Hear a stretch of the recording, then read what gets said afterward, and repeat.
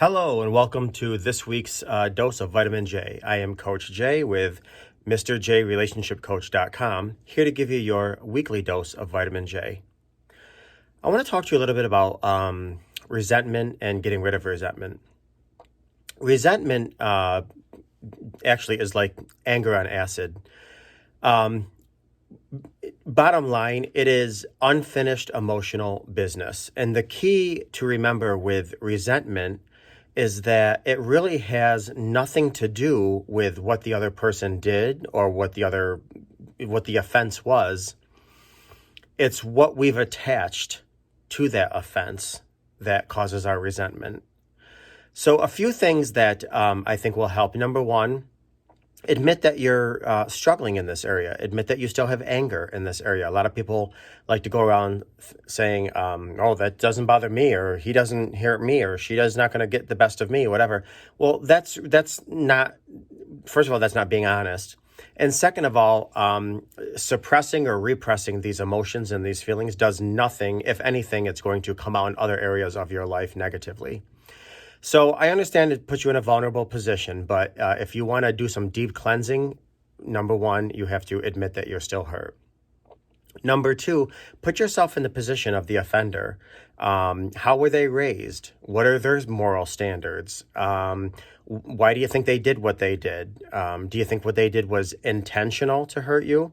Try to put yourself in their shoes. Also, when resentment comes in, this would be number three. When resentment comes in, try to stop it in its tracks. First of all, your body can't do anything if it's riled up and if you're angry. So try and calm your body, calm yourself. Whatever techniques you have to do to give your body a little bit of calmness and ease, so you can think better and think more rationally.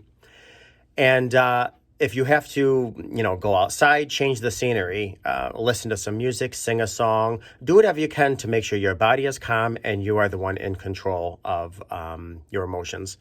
Another thing, too, is to write the other person a letter, whether you send this to them or not. Writing a letter will do a lot of things. I mean, writing is almost like a prism, so it lets you see all sides, both sides, all this, every side. And if you don't want to write a letter to that person, then how about write a letter to yourself or your inner child?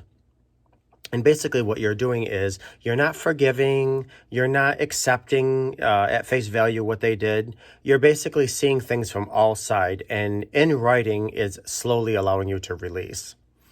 Another thing you can do is what I call the hot air balloon technique.